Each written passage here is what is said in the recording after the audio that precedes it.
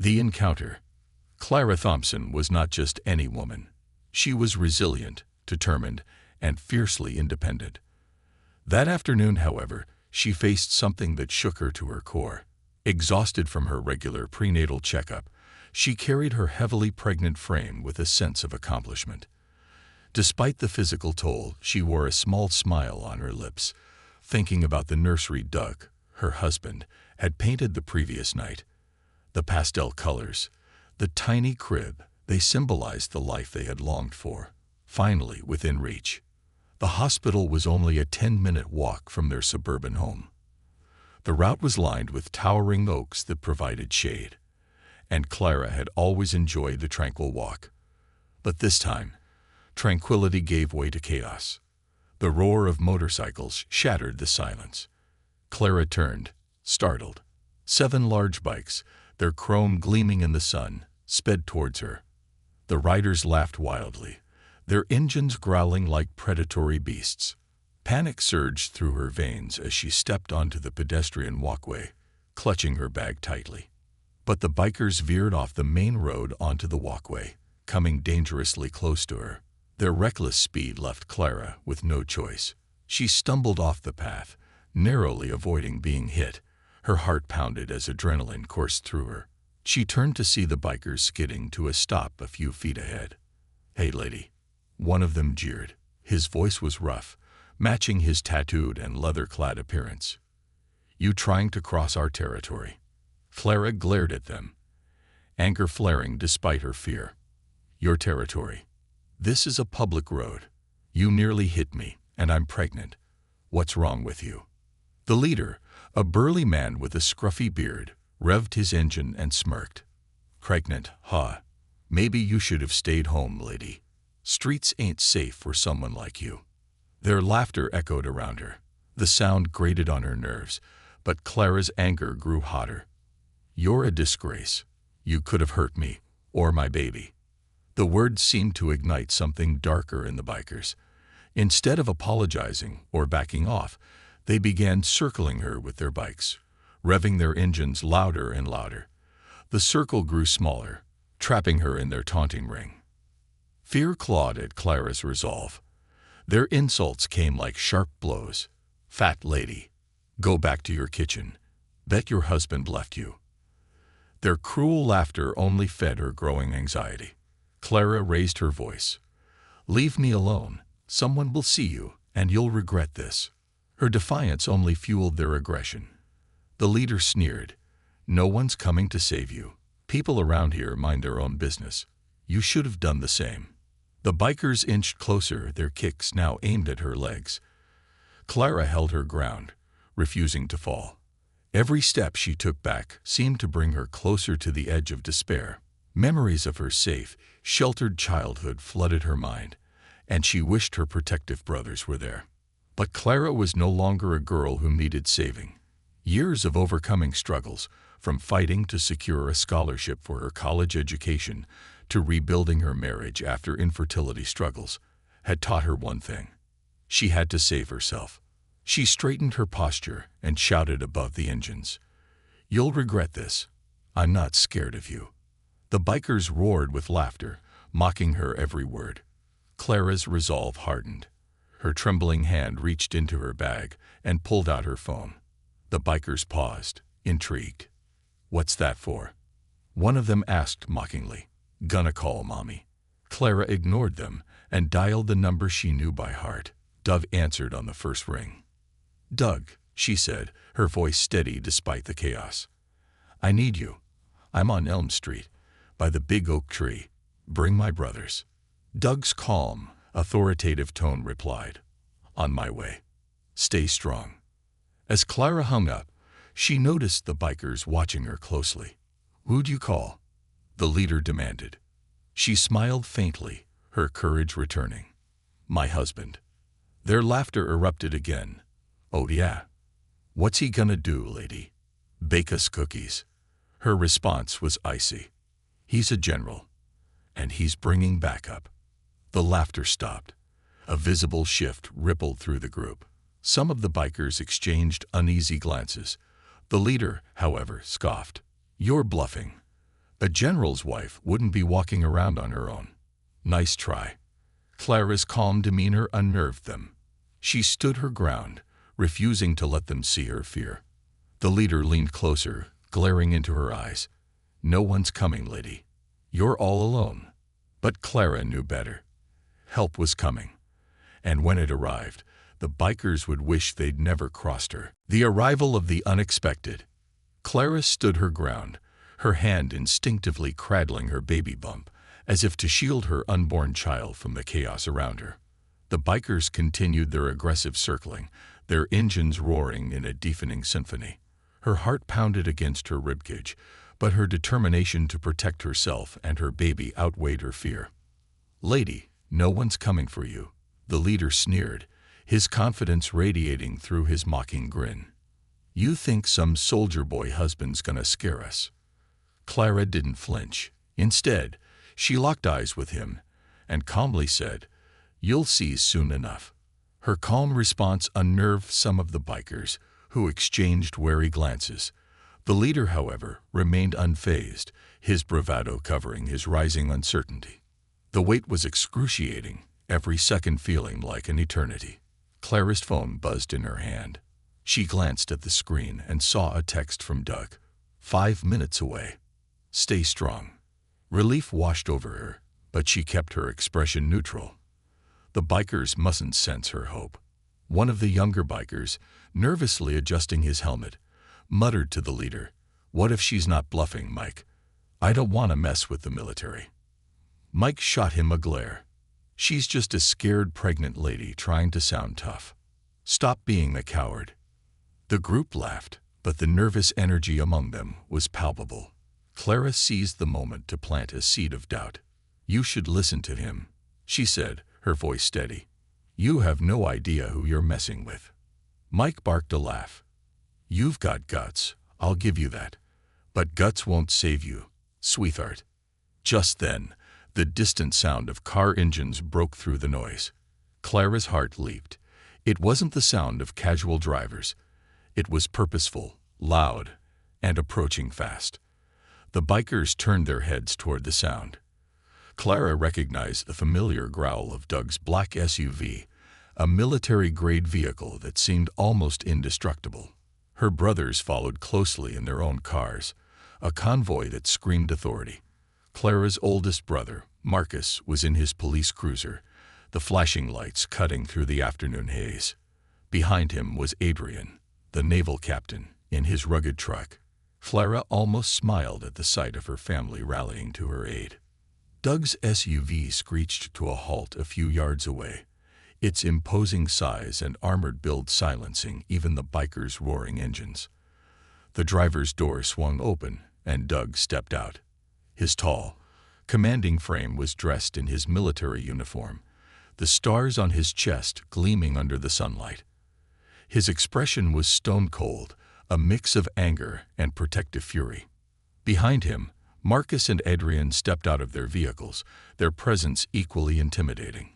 Marcus's police uniform and badge were unmistakable, while Adrian's Navy cap and medal spoke of his own authority. They stood shoulder to shoulder, a wall of power and discipline. The bikers froze, their earlier confidence melting into panic. Doug's voice, calm yet menacing, cut through the tension. "Who's in charge here?" Mike hesitated, his bravado faltering.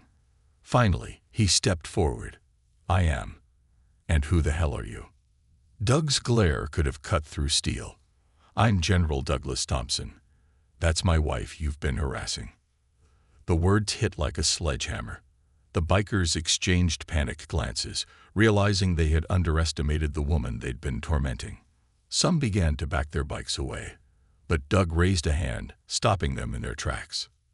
"You're not going anywhere," he said, his voice deadly calm. "Not until we settle this." Mike, desperate to save face, tried to laugh it off. "Look, General, we didn't mean any harm. Just having a little fun." "Fun?" Marcus's voice boomed, his hand resting on the holster of his gun. "You call surrounding a pregnant woman and kicking at her fun?" Adrian stepped forward, his sharp gaze locking onto the bikers. "If any of you had touched her, even by accident, you wouldn't be standing here right now." Mike's confidence crumbled completely. "We didn't touch her. I swear. We were just messing around." Doug's expression darkened. "Messing around? With my wife? My unborn child? Do you have any idea how serious this is?" Clara watched in silence, her heart swelling with gratitude and pride. She had never doubted Doug's ability to protect her, but seeing him and her brother standing together against these bullies was something she would never forget. One of the younger bikers, visibly shaken, stammered, "Look, we're sorry. We didn't know who she was." Doug's piercing gaze turned to him. "It shouldn't matter who she is. No one deserves to be treated the way you treated her. What if that were your sister, your mother?" The younger biker lowered his head, shame washing over him. Mike, however, wasn't ready to give up. "All right, we screwed up. But we're not criminals. You can't keep us here." Marcus smirked, pulling out a pair of handcuffs. "Actually, I can. You've just confessed to harassment and reckless endangerment. So yes, I can keep you here." Panic erupted among the bikers. Some tried to start their engines, but Adrian stepped forward, his voice icy. "Don't even think about it. You'll regret it." Doug took a step closer to Mike, towering over him. "You've got two options. Cooperate and face the consequences, or try to run and deal with the consequences my way. Trust me, you don't want the second option." Mike's confidence shattered completely. He raised his hands in surrender. All right. We'll cooperate." Marcus nodded, signaling his backup officers who had arrived quietly behind them. The bikers were handcuffed one by one, their bikes confiscated. As they were loaded into the police van, Mike turned to Clara. "I'm sorry," he muttered, his voice barely audible. Clara didn't respond. She didn't need to. Her family had already spoken on her behalf. As the convoy of police cars and confiscated bikes drove away, Clara finally allowed herself to exhale. Doug was by her side in an instant, his arms wrapping around her protectively. "Are you all right?" he asked, his voice soft now. She nodded, tears welling up in her eyes. "I am now." Adrian and Marcus joined them, their expressions softening. "You handled yourself well, sis," Marcus said, pride evident in his tone. Adrian grinned. "Remind me never to underestimate you." Clara laughed, her earlier fear replaced by relief and gratitude. Together, the family walked back to their cars, the ordeal behind them, but the memory etched forever. Clara's stand. The drive back home was silent, save for the faint hum of Doug's SUV's engine. Clara stared out the window, her mind replaying the events over and over. The bikers' cruel taunts, the circling, the fear gripping her like a vice. It was all still too fresh. Yet, as the adrenaline began to wear off, something unexpected surfaced. Anger. She clenched her fists in her lap, her knuckles white. She wasn't angry at herself for being scared. That was natural. What infuriated her was the arrogance of those bikers, their blatant disregard for anyone else, their entitlement to bully and intimidate without consequence. Doug glanced at her from the driver's seat, his expression a mix of concern and curiosity. "What's on your mind?" he asked gently. Clara shook her head. "I'm fine." Doug reached over, placing a reassuring hand on her knee. "You don't have to be fine. Not after what just happened." Her lips quivered, but she held back the tears. She had cried enough during her pregnancy, and she wasn't about to let those bikers take another moment of her peace. Instead, she straightened her back and said, "I don't want this to happen to anyone else." Doug's brow furrowed. "It won't. Those guys are in custody now. Marcus will make sure they face charges. It's not just about them," Clara said, her voice firm. "It's about people like them, bullies who think they can scare anyone they want because no one stands up to them." Doug nodded slowly, understanding her frustration. Clara wasn't just thinking about herself. She was thinking about the countless others who might have faced similar situations, but didn't have the support or resources to fight back. As they pulled into the driveway of their cozy suburban home, Clara's phone buzzed. It was a message from her eldest brother, Marcus. The bikers are booked, charges filed, harassment, reckless endangerment, and threats. Want to press additional charges. Clara's lips pressed into a thin line. She knew the charges were already severe, but something inside her wanted more. Not for revenge, but to send a message. Doug saw the conflicted look on her face. "You don't have to decide now," he said. "Take your time." Clara nodded, but her mind was already racing. The thought of those bikers walking away with nothing more than a slap on the wrist made her stomach churn. She stepped out of the car and into their home, where the familiar scent of lavender greeted her. Doug had set up a diffuser in the living room to help her relax during her pregnancy. Normally, it worked wonders, but not tonight. She sat down on the plush couch, her hands resting on her belly.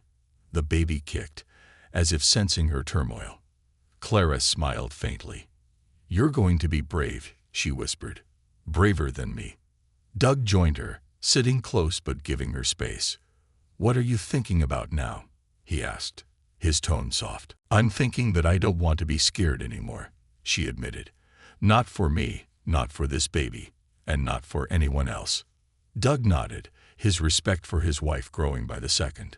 Clara had always been strong, but this experience had awakened a new fire in her. She wasn't just surviving. She was preparing to take a stand. The next morning, Clara woke up with a clear mind and a determined heart. She called Marcus to discuss the charges. "I want to press additional charges," she said, "and I want to ensure this goes public." Marcus, though surprised, supported her decision. "Are you sure about this? It'll bring attention, good and bad." "I'm sure," Clara replied. "People need to know that they don't have to be silent, that bullies like them can be stopped." Marcus promised to handle everything on his end, but Clara knew her role wasn't over. She decided to take matters into her own hands by reaching out to a local reporter she had met years ago during a charity event. The journalist, Rachel Monroe, had a reputation for exposing injustices and bringing powerful stories to light. Rachel answered Clara's call immediately. "Clara, it's been ages. How are you?" "I've been better," Clara admitted. She recounted the events of the previous day, her voice steady but tinged with emotion. Rachel was silent for a moment before responding. "That's horrifying. I'm so sorry you went through that. But it's brave of you to want to share your story. Are you sure you're ready for the attention this might bring?" "I'm ready," Clara said firmly. "I want to make sure people know they can stand up for themselves, even when it feels impossible." Rachel agreed to meet her that afternoon to discuss the story. Clara hung up, feeling a mixture of nervousness and determination. Doug, who had been listening from the kitchen, came over with a steaming cup of tea. "You're amazing, you know that." Clara chuckled softly. "I don't feel amazing. I feel angry." "Good," Doug said, surprising her. "Use that anger. Channel it into something productive. You're already doing that." Later that afternoon, Rachel arrived with her notepad and recorder. Clara shared every detail of the encounter, from the biker's taunts to her phone call to Doug. She didn't hold back, describing her fear, anger, and eventual resolve. As Clara spoke, Rachel's expression shifted from shock to admiration. "This is more than a story about harassment," Rachel said when Clara finished. "It's about empowerment, about standing up against fear. People need to hear this." They spent hours working on the article, ensuring every detail was accurate and impactful. Rachel promised to publish it the next morning, and Clara felt a weight lift off her shoulders. She had taken the first step in turning her fear into action. That evening, Clara received another call, this time from Marcus. "The bikers are trying to negotiate a plea deal," he said. "They want to avoid a public trial." Clara's jaw tightened. What does that mean for their punishment? "They're offering to plead guilty to lesser charges in exchange for community service and probation." Clara took a deep breath, considering her options. She didn't want to be vindictive, but she also didn't want them to walk away without learning a lesson. "No deal," she said. "They need to face the full consequences of their actions." Marcus paused before replying. Understood. I'll let the DA know. As Clara hung up, she felt a sense of control she hadn't felt the day before. She wasn't just a victim anymore. She was an advocate for herself and others. And she wasn't stopping anytime soon. A ripple effect. The next morning, Clara woke to a flood of notifications on her phone. Rachel's article had been published, and it was already gaining traction online. The headline read, "Pregnant woman harassed by bikers takes a stand. Her courage will inspire you." The piece was thorough, detailing Clara's harrowing experience, while highlighting her resolve to hold her aggressors accountable. It wasn't just a story of survival. It was a call to action for others to speak out against intimidation and injustice. As Clara read the comments pouring in, a mix of emotions overwhelmed her. Some were overwhelmingly positive. "You're so brave, Clara. Thank you for standing up to them. Women like you inspire us all. I hope those bikers get what they deserve. No one should have to go through that." But others were less kind. Why was she walking alone? She should have been more careful. She's just looking for attention. Typical drama queen. Clara felt her chest tighten at the criticism, but Doug, who was reading over her shoulder, placed a reassuring hand on her back. "You can't let the negativity get to you," he said. "For every troll online, there are 10 people who are genuinely inspired by your strength." Clara nodded, taking a deep breath. She had prepared herself for backlash, but it still stung. What kept her grounded was the knowledge that her story was resonating with so many people who might have otherwise remained silent about their own experiences. Later that day, Marcus called with an update. The DA is moving forward with the charges. The bikers are going to face trial. Clara felt a wave of relief. Good. They need to be held accountable. "There's more," Marcus continued. "Your story's gaining attention. Other victims have come forward to report similar incidents involving the same group of bikers." Clara's eyes widened. "You mean they've done this before?" "Apparently, they'd been terrorizing people in that area for months," Marcus explained. "Most of their victims were too scared to report it, but after your story went public, they decided to speak up." Clara's heart swelled with a mix of pride and determination. Her story had done more than just bring attention to her own ordeal. It had empowered others to seek justice as well. By afternoon, Clara received an unexpected phone call. The voice on the other end was deep and formal. "Mrs. Thompson, this is James Callahan, owner of the diner near Elm Street. I wanted to thank you for your courage." Clara was taken aback. "Thank me? For what?" "Those bikers have been causing trouble in our neighborhood for months," Callahan explained. "They've harassed customers, damaged property, and made it nearly impossible to run a business. I've called the police a few times, but nothing ever stuck. Your story has finally brought them to justice." Clara smiled faintly. "I just did what I had to do." "It's more than that," Callahan said. "You've given the rest of us the courage to stand up too. A few other business owners and I are meeting tonight to discuss how we can support the case against them. You're welcome to join us if you're interested." Clara hesitated. She wasn't sure if she was ready to step into such a public role, but Doug, who had overheard the conversation, gave her an encouraging nod. "I'll think about it," she said finally. That evening, Clara decided to attend the meeting. Doug insisted on driving her, unwilling to let her face anything alone. When they arrived at the small diner, Clara was surprised to see the turnout. The place was packed with local business owners, residents, and even a few reporters who had caught wind of the gathering. As Clara stepped inside, conversations hushed, and all eyes turned to her. For a moment, she felt a pang of anxiety, but then Callahan stepped forward, extending a hand. "Mrs. Thompson," he said warmly, "thank you for coming. You've already done so much, but your presence here means a lot to everyone." Clara shook his hand and took a seat at the front of the room. Callahan began the meeting by outlining the group's shared grievances against the bikers. Several people stood up to share their stories. Accounts of vandalism, intimidation, and even physical assault. Clara listened intently, her resolve growing with each testimony. When it was her turn to speak, she stood, her hands trembling slightly. "I didn't expect to be here," she began. "I thought this was just my fight. But hearing all of your stories makes me realize that what happened to me is part of a much bigger problem." She paused, gathering her thoughts. "I was scared. More scared than I've ever been in my life. But what scared me even more was the thought of staying silent and letting them do it again to someone else. That's why I chose to speak out, and I'm glad I did. Because now, I see that I'm not alone." The room erupted into applause. Clara felt a surge of confidence, her earlier doubts melting away. She wasn't just fighting for herself anymore. She was fighting for an entire community. Over the next few weeks, Clara's life became a whirlwind of activity.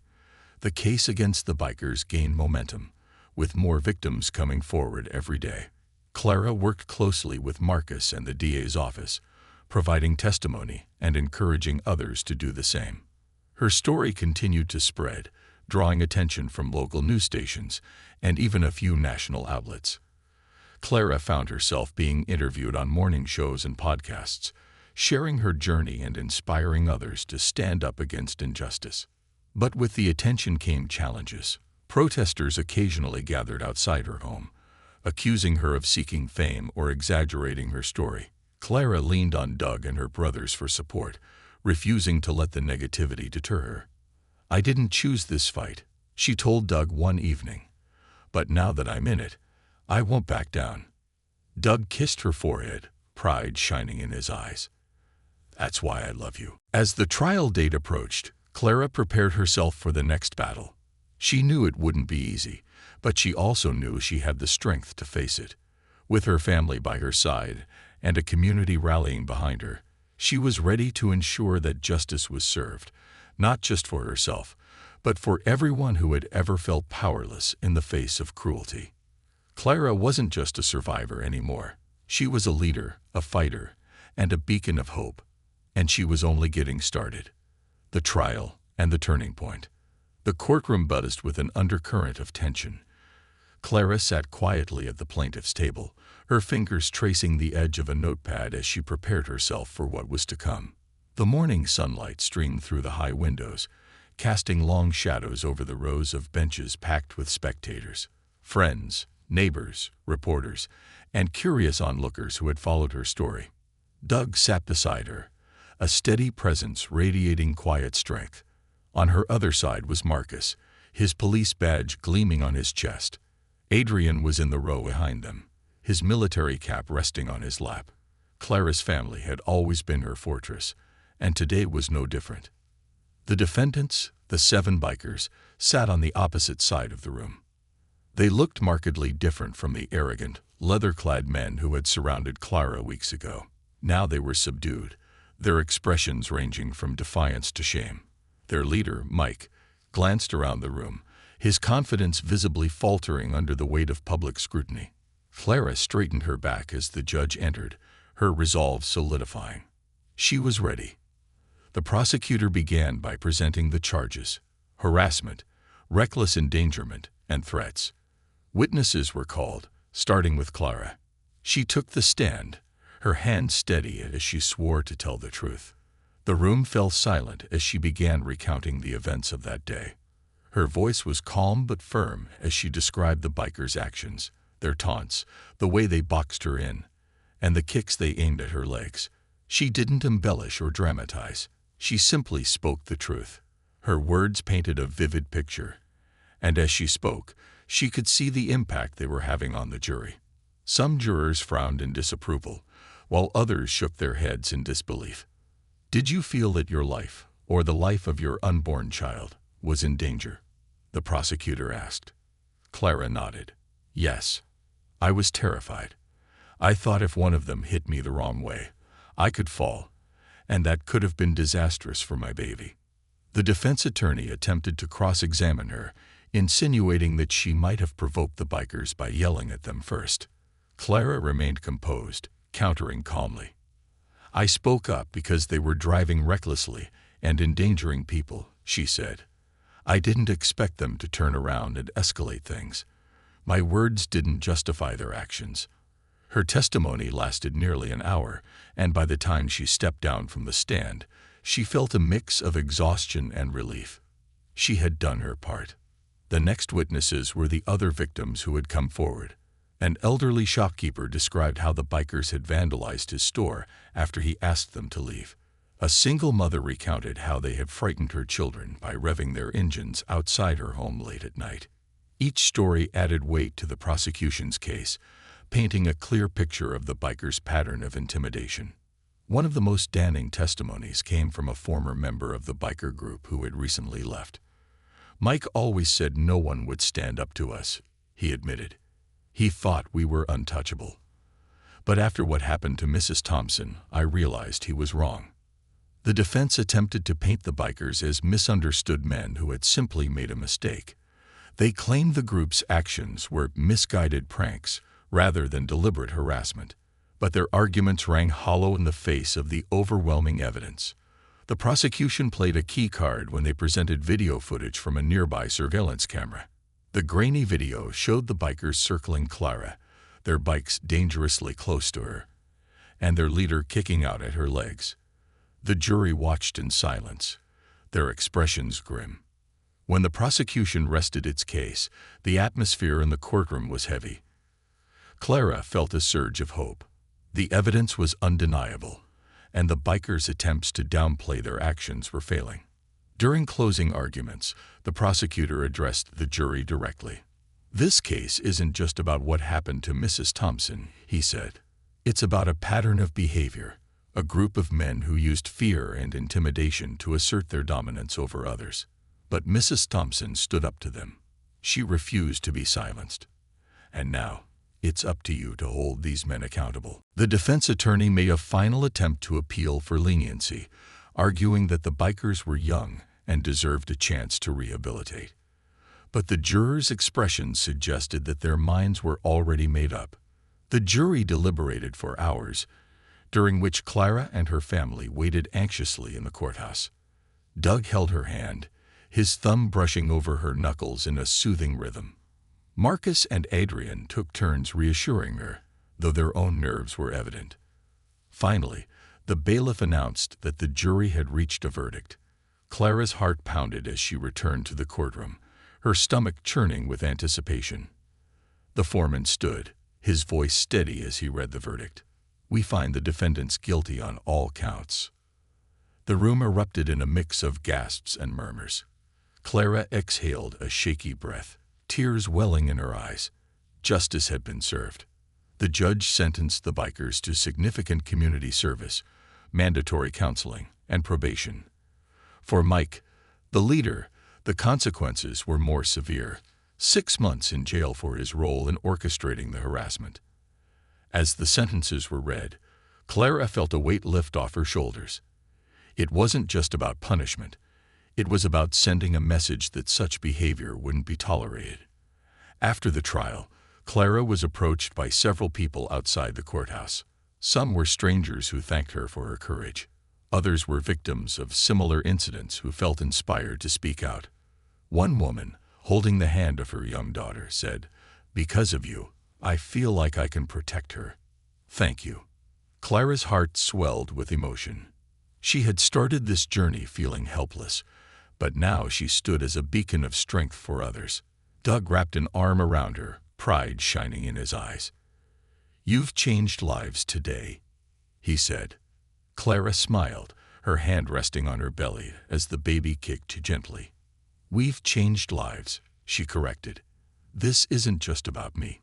It's about all of us refusing to let fear win." That night, as Clara lay in bed beside Doug, she reflected on everything she had been through. The fear, the anger, the fight for justice. It had all been worth it. She wasn't the same woman she had been weeks ago. She was stronger, braver, and more determined than ever. As she drifted off to sleep, she whispered a silent promise to her unborn child. "You'll grow up in a world where people stand up for what's right, and I'll make sure of it." Justice reverberates. Clara woke the next morning with a mix of exhaustion and clarity. The trial had been a monumental step, not just for her but for everyone who had felt silenced by fear. But she knew the fight wasn't entirely over. A legal victory was one thing, but lasting change required a broader ripple, a shift in attitudes and actions that went beyond the courtroom. The morning news channels were already buzzing about the trial. Clips of Clara's testimony, along with interviews from other victims, played on repeat. Analysts debated the societal implications of the case, discussing the importance of standing up to bullies and the systemic failures that allowed such behavior to persist for so long. Clara's name had become synonymous with courage and resilience. Doug turned down the volume on the TV, his focus on Clara. "You're officially a local hero," he said, pride evident in his tone. Clara chuckled softly. "I didn't do this to be a hero, Doug. I just wanted to protect myself and our baby. And in doing that, you showed others how to protect themselves," Doug replied. "That's what makes you extraordinary." Clara leaned into him, drawing strength from his unwavering support. She knew Doug wasn't exaggerating. The attention her case had garnered was already sparking changes within the community. That afternoon, Clara received a phone call from Rachel Monroe, the journalist who had first published her story. "Clara, have you checked the local forums and social media this morning?" Rachel asked, her excitement palpable. "No, I've been avoiding the comments section for my own sanity," Clara admitted with a wry laugh. "Well, you should look," Rachel urged. "Something incredible is happening." Clara hesitated, then opened her phone to check her notifications. Her story was trending, but it wasn't just about the trial anymore. People were sharing their own experiences with harassment, bullying, and intimidation. The hashtag #StandWithClara had emerged, filled with posts of encouragement and stories of empowerment. One post caught her attention. "I was afraid to confront my harassers at work, but after hearing Clara's story, I reported them to HR. Thank you for showing me that I don't have to be silent." Another read, "As a single mom, I've always felt powerless against the men who harass me when I walk my daughter to school. Clara's bravery reminded me that I can fight back. Today, I filed a police report. Thank you, Clara." Tears welled in Clara's eyes as she scrolled through the messages. Each story was a testament to the impact of her decision to stand up, and each one reaffirmed her belief that change was possible. The phone calls started pouring in shortly after. Local schools wanted Clara to speak to students about standing up against bullying and harassment. Community centers invited her to lead workshops on empowerment and self-defense. Even a national advocacy group reached out, asking her to consider becoming a spokesperson for their anti-bullying campaign. Clara felt overwhelmed but grateful. She had never envisioned herself as a public figure, but the opportunities to make a difference were too important to ignore. "I don't know if I'm cut out for this," she admitted to Doug as they sat together that evening. "I'm just a programmer who wanted to protect her baby." Doug took her hand, his gaze steady. "You're more than that, Clara. You're a fighter. And if you can help others find their voice, I think you should." Clara nodded slowly, the weight of the responsibility settling over her. "If I do this, I want to make it meaningful. Not just speeches and photo ops. I want to create real change." Doug smiled. "Then that's exactly what you'll do."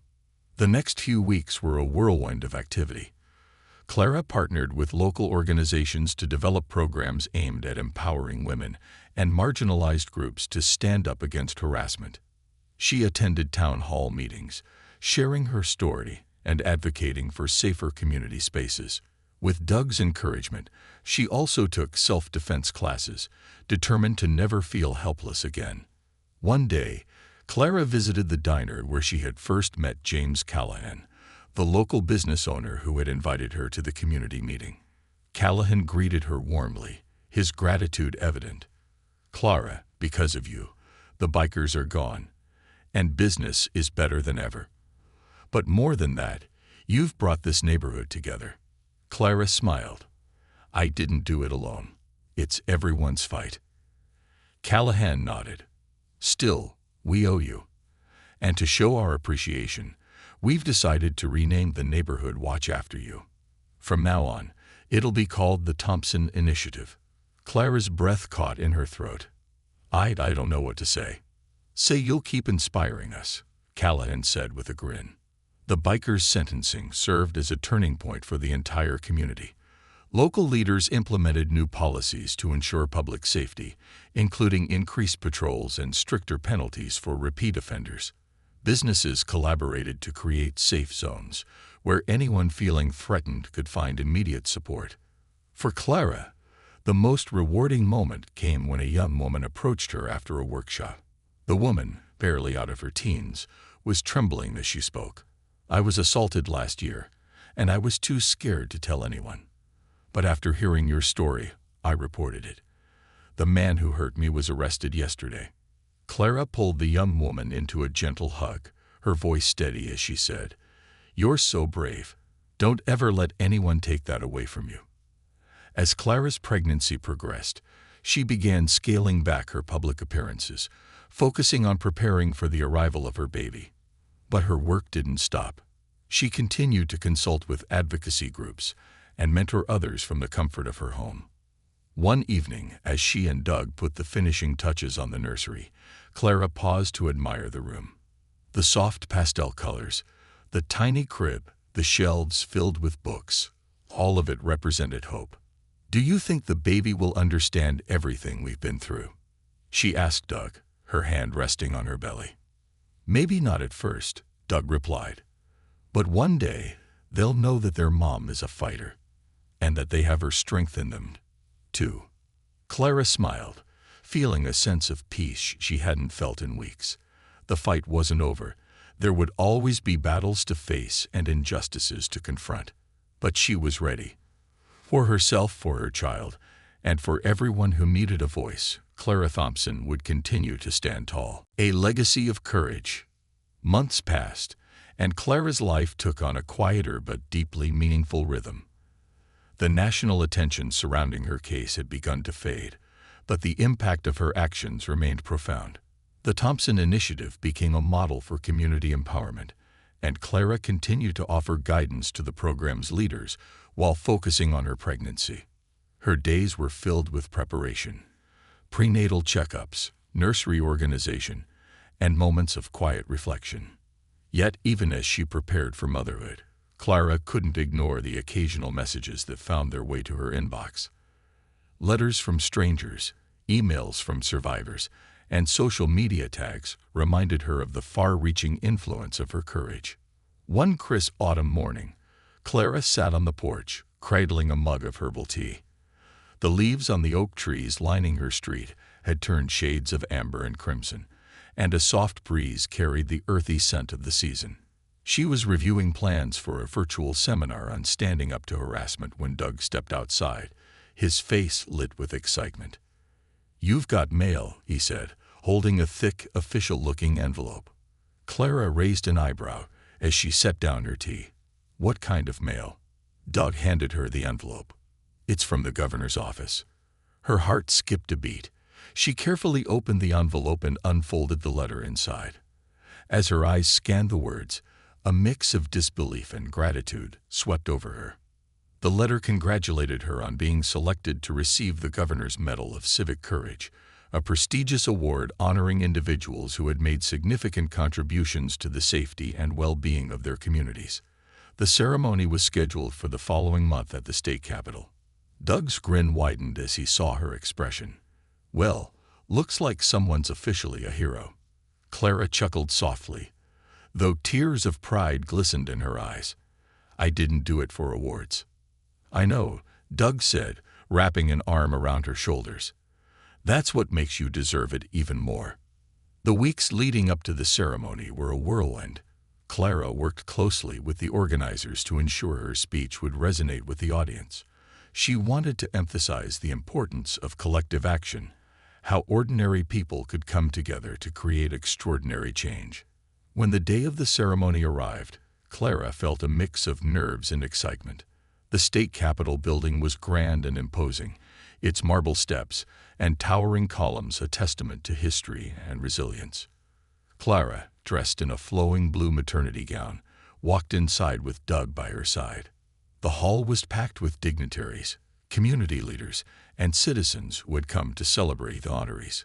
Clara was seated near the front, where she recognized James Callahan, Marcus, Adrian, and Rachel Monroe among the attendees. Seeing their familiar faces calmed her nerves. When her name was called, Clara rose to a standing ovation. She walked to the podium, the weight of the moment settling over her. Taking a deep breath, she began her speech. "Thank you," she started, her voice steady. "This award is an honor, but it's not just mine. It belongs to every person who spoke out, who stood up, and who decided that fear would no longer rule their lives." The room grew silent, her words resonating deeply. "When I stood on that street months ago, surrounded by those bikers, I was terrified. Not just for myself, but for my unborn child. But in that moment, I realized something. Silence wouldn't save me. It wouldn't save anyone. So I spoke out, not knowing what would happen. And what happened next changed everything, not just for me, but for so many others." Clara paused, her gaze sweeping across the room. Courage doesn't mean we aren't afraid. It means we act despite our fear. And when we act, we inspire others to do the same. That's what this moment is about. Not one person's bravery, but the collective courage of a community that refused to stay silent. She ended her speech with a call to action. Let's continue this work. Let's ensure that no one ever feels alone in the face of intimidation or injustice. Together, we can create a world where courage is the norm, not the exception. The audience erupted into applause, and Clara felt a wave of relief and fulfillment. As she stepped down from the podium, Doug was there to guide her back to her seat, his expression beaming with pride. After the ceremony, Clara was approached by several attendees, including state officials and nonprofit leaders. Each conversation reinforced her belief that her actions had sparked a movement larger than herself. One woman, an educator named Linda, shared her story. "I teach middle school in a tough neighborhood," Linda said, her voice trembling. "Your story inspired me to start an anti-bullying program at my school. It's already made a difference." Clara smiled warmly. "That's incredible. You're making real change." Linda nodded. "I couldn't have done it without your example."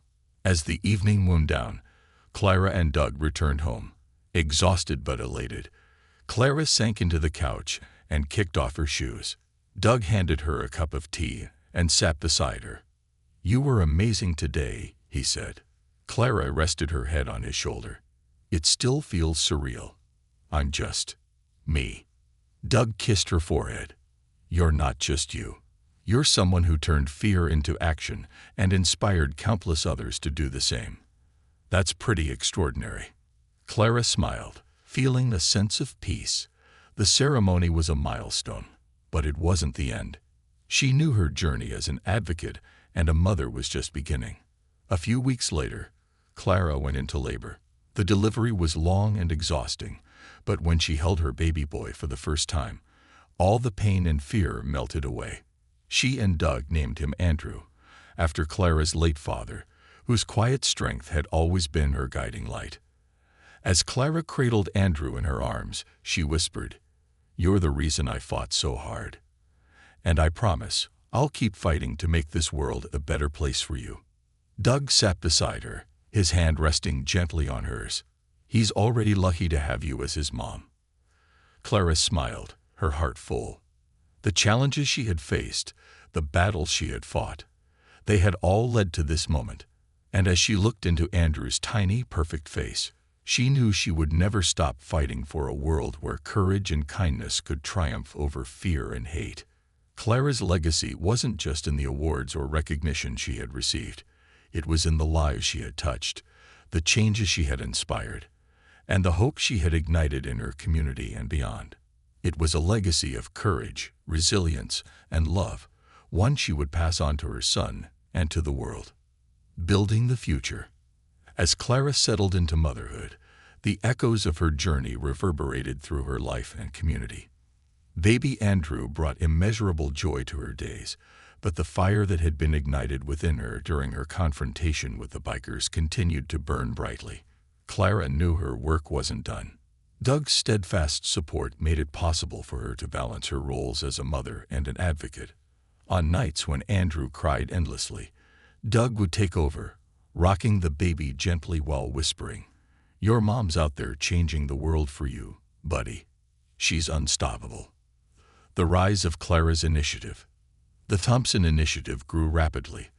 Thanks to a groundswell of community support, the program expanded to include workshops on self-defense, legal rights, and empowerment. Clara worked tirelessly, often bringing Andrew with her to meetings. One day, as she spoke to a group of women who had experienced harassment, Clara looked down at Andrew, bundled in her arms. "This is why we do this," she said. "So our children grow up in a world where courage isn't the exception but the norm." Her words struck a chord, and the group committed to becoming mentors for others. The initiative soon partnered with schools, workplaces, and community centers, spreading its message far and wide. An unlikely ally. Months later, Clara received an unexpected letter. It was from Mike, the leader of the bikers who had harassed her. The letter was handwritten and unpolished, but its sincerity was unmistakable. Clara, I don't expect you to forgive me, and I wouldn't blame you if you never wanted to hear from me. But after my time in jail and the counseling sessions they made me attend, I've started to understand how much harm I caused. What I did to you was inexcusable. Seeing what you've done since that day, turning something awful into something that helps people, it's made me realize how wrong I was. I want to change. I've been volunteering at a youth center, trying to keep kids from making the same mistakes I did. I don't know if it means anything, but I'm sorry. Truly. Clara read the letter several times, her emotions conflicted. Forgiveness wasn't easy, but she believed in the power of redemption. After discussing it with Doug, she decided to write back. "Mike, thank you for your letter. It means a lot to know that you're taking steps to change. What you did hurt me deeply, but I believe people can grow if they're willing to do the work. Keep helping those kids. It's the best way to make amends. I wish you the best." She sent the letter and thought little of it, but a few weeks later, she received an invitation to the youth center where Mike volunteered. Reluctantly, she agreed to visit. At the center, she saw Mike leading a group of teenagers in a discussion about bullying and respect. He looked up, his eyes meeting hers, and for the first time, she saw genuine remorse. After the session, he approached her cautiously. "Thank you for coming," he said, his voice low. "I just wanted to show you that I'm serious about changing." Clara nodded. "Keep at it," she said. "You have a lot to make up for, but it's never too late to start." A ripple of change. The impact of Clara's actions continued to grow, reaching places she never could have imagined. Other communities adopted similar initiatives, and Clara found herself invited to speak at conferences and events. Though she was often hesitant to leave Andrew, she knew the importance of her message. During one particularly moving event, a woman approached her with tears in her eyes. "Your story saved my life," she said. "I was in an abusive relationship, and I didn't think I had the strength to leave. But seeing what you did, how you stood up for yourself, gave me the courage to walk away. Thank you." Clara hugged her, overwhelmed by the woman's bravery. "You saved your own life," she said. "I'm just glad I could help you see your strength." A family legacy. As Andrew grew, he became a symbol of Clara's resilience and hope. Doug often joked that he was the happiest baby he'd ever seen, but Clara believed it was because he was surrounded by so much love and purpose. When Andrew turned one, Clara and Doug held a small celebration, inviting family, friends, and members of the community who had supported them. It was a joyous occasion, filled with laughter and gratitude. At one point during the party, Clara stood to address the guests. Holding Andrew on her hip, she said, "This little boy is my reason for everything. But he's also a reminder of what we can achieve when we stand together. Thank you all for being part of this journey. Let's keep building a world where our children can grow up fearless and free. The next chapter. Clara's story didn't end there. She continued to advocate for change, mentor others, and build a legacy of courage and kindness. Though challenges arose, she faced them with the same determination that had carried her through that fateful day. Years later, when Andrew was old enough to understand, Clara shared the full story with him. He listened intently, his young eyes wide with admiration. "Wow, Mom," he said. "You're like a superhero." Clara laughed, brushing a hand through his hair. "No, sweetheart. I'm just someone who didn't give up. And you can be that someone too." As Andrew grew, he carried his mother's lessons with him, becoming a beacon of empathy and strength for those around him. Clara watched him with pride, knowing that the legacy she had built wasn't just about her. It was about every life she had touched and every life still to come. Her story, once rooted in fear and intimidation, had blossomed into one of hope, resilience, and transformation. And it was far from over.